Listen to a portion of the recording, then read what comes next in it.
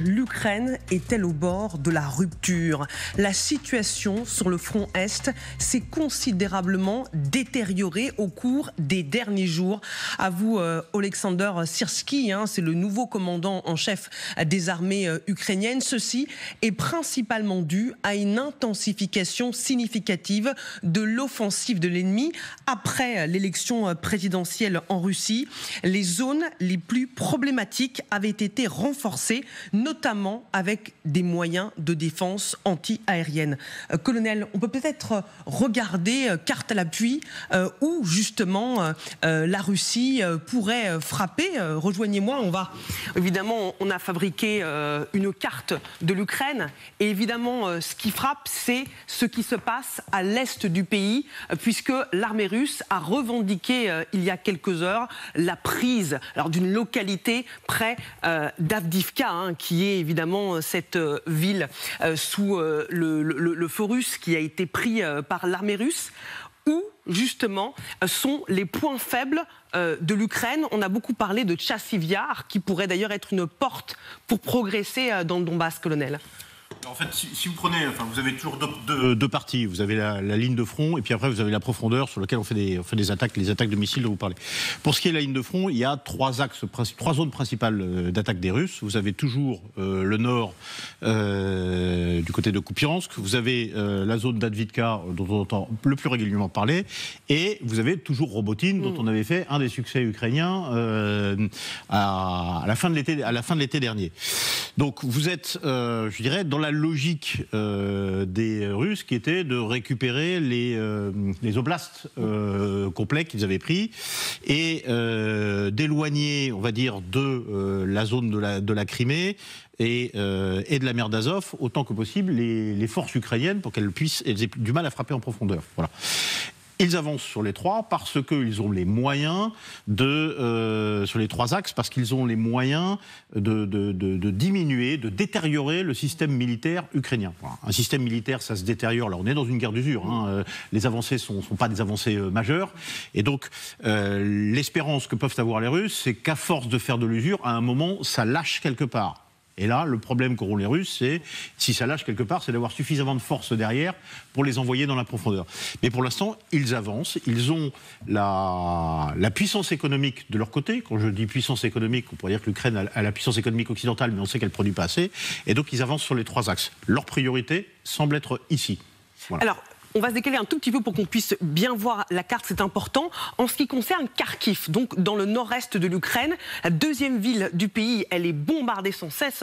Les installations énergétiques sont pratiquement toutes détruites. Il y a des évacuations qui ont commencé, alors non pas à Kharkiv, mais plutôt dans la zone frontalière avec la Russie. Est-ce que ça peut être une cible de Moscou ou est-ce que ça peut être un leurre pour obliger les Ukrainiens à disperser leurs forces dans cette zone-là et évidemment à les affaiblir dans cette zone-ci? J'aurais tendance à vous dire que ça peut être les deux. Forcément, comme ils ont les moyens, ils forcent les Ukrainiens à disperser leurs propres moyens et partout les abîment. Kharkiv est un nœud important, on va dire, de protection face à une attaque du nord et aussi de ravitaillement et de soutien de ce qui se passe ici au niveau de Kupiansk. Donc frapper Kharkiv, de toute façon, même si on n'avait qu'un objectif limité ici, est cohérent en lui-même. Voilà. Maintenant, Kharkiv, c'est la deuxième ville du pays. S'ils pouvaient la reprendre, ils l'ont pris 2 fois déjà, ils l'ont perdu 2 fois. S'ils pouvaient la reprendre, ils le referaient certainement avec plaisir.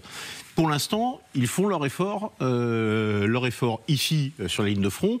Et Kharkiv est frappé certainement en tant que zone de soutien et base de départ aussi des commandos qui vont vers l'Ukraine. Et après, Kharkiv fait aussi partie de l'Ukraine profonde, dans lequel on veut aussi détériorer le fonctionnement de l'Ukraine profonde, avec les frappes en profondeur dont on parle régulièrement. Voilà. Merci, colonel. On va poursuivre ce débat avec nos experts en plateau. Andrei Vaitchovitch, jamais le commandant en chef des armées ukrainiennes n'avait été aussi alarmiste. Oui, c'est vrai que depuis quelques jours, on voit ce pessimisme parmi les dirigeants militaires en Ukraine. Ce qui me frappe aussi, c'est ces frappes sur les infrastructures énergétiques qui s'intensifient depuis plusieurs semaines.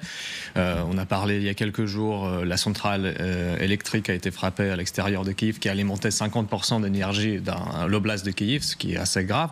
Et aussi, il y avait des annonces à la population, des appels pour qu'ils se préparent, pour qu'ils se procurent des générateurs, des batteries externes. Donc certes, l'hiver est déjà derrière, mais c'est quand même assez inquiétant. Et vous savez, aujourd'hui, sur une cible comme des centrales électriques, par exemple, les Russes tirent entre 10 et 15 missiles. Et c'est pour cela que les systèmes anti-aériens n'arrivent pas à intercepter tous les missiles. C'est pour cela qu'il y a des dégâts, et d'où l'appel urgent des Ukrainiens à fournir davantage. Et d'ailleurs, il y a quelques instants, on a appris que l'Allemagne va fournir un système des Patriotes prochainement. Donc ce qui est assez rassurant, mais bien évidemment ce n'est pas suffisant, d'où la nécessité urgente d'envoyer plus de systèmes anti-aériens pour que les Ukrainiens puissent se protéger. Il n'y a pas que l'Ukraine qui lance l'alerte. Écoutez ce que dit le général américain Christopher Cavoli, chef militaire de l'OTAN, qui précise que l'Ukraine est au bord de la rupture en ce qui concerne les approvisionnements d'obus. Écoutons-le. Les Ukrainiens ont ménagé leurs obus en prévision d'une rupture d'approvisionnement. Ils les ont rationnés et les Russes tirent maintenant 5 fois plus d'obus que les Ukrainiens. Les Ukrainiens ne sont pas en mesure de riposter. Ce rapport passerait immédiatement à 10 contre 1 en l'espace de quelques semaines. Nous ne parlons pas de mois, nous ne parlons pas d'hypothèses. J'aimerais avoir des détails, mais nous parlons de semaines.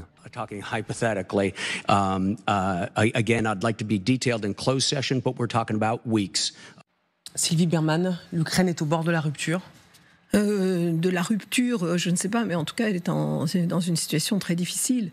Mais ça remonte déjà à plusieurs semaines. Et c'est vrai que pendant longtemps, le président Zelensky avait voulu être très optimiste, contrairement au commandant en chef Zaloujny, dont il s'est séparé récemment. Et en fait, ça fait quand même très longtemps que les Ukrainiens n'ont plus de munitions, puisque les Américains n'en fournissent plus et que les Européens n'en fournissent pas en nombre suffisant, et qu'ils ont dû se mettre en défensive. Je ne pense pas qu'ils en étaient très satisfaits. C'était un conseil américain. Et aujourd'hui, les Russes qui sont supérieurs en nombre et qui sont en économie de guerre et qui disposent d'un nombre pratiquement illimité de munitions, d'autant plus qu'ils bénéficient aussi de ceux de la Corée du Nord, eh bien, essaie de pousser son avantage. Elle le fait sur le front, et puis par ailleurs, elle attaque Kharkiv également, aussi pour démoraliser la population. Elle s'attaque également à des industries, énergétiques, des entreprises énergétiques et autres, et vraiment pour affaiblir au maximum les Ukrainiens à un moment où l'aide occidentale n'arrive plus. Colonel.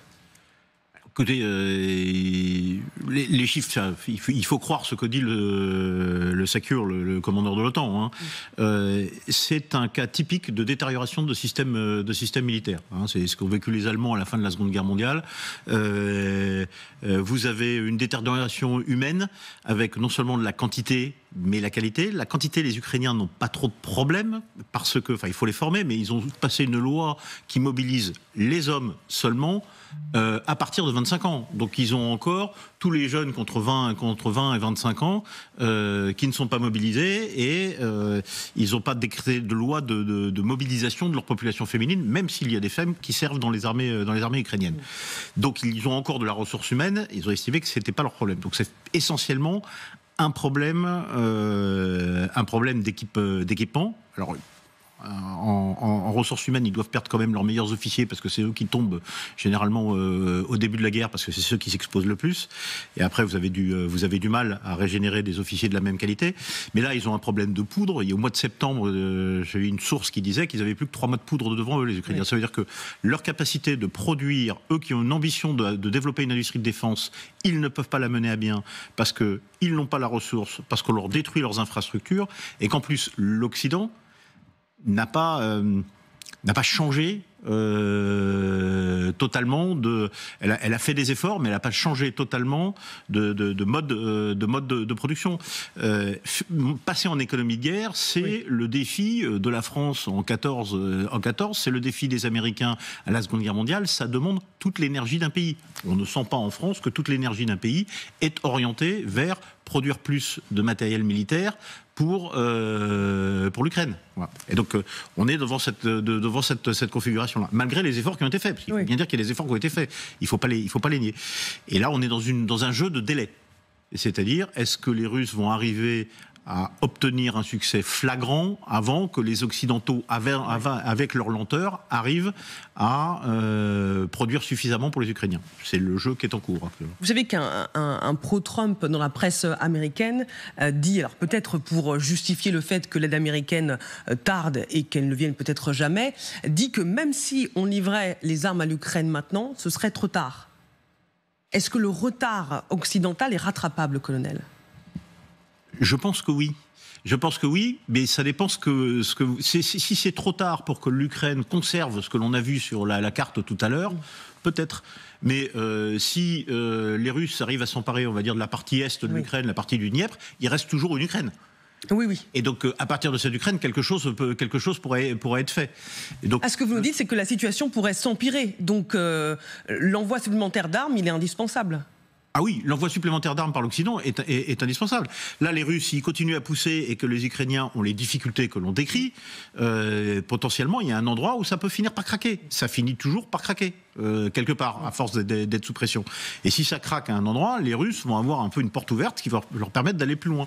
La deuxième zone sur laquelle les Ukrainiens pourraient vraiment se défendre, c'est le Dniepr. Si jamais on arrivait à cette situation-là. Emmanuel Véron. Oui, et il y a une question d'agenda, parce que là on arrive à peu près à la mi-avril, donc la saison est meilleure pour continuer de consolider les forces côté russe, c'est ce qu'on observe d'ailleurs, et exercer une pression considérable sur en fait la quasi-totalité du front qu'on a sous les yeux sur la carte, avec des moyens particulièrement renforcés dans quelques points que vous avez évoqués sur la cartographie, l'explication de la cartographie tout à l'heure. Et l'objectif, c'est pour l'Ukraine et l'arrière, c'est-à-dire OTAN UE et les États-Unis, le sommet de l'OTAN aux États-Unis autour de la mi-juillet à peu près.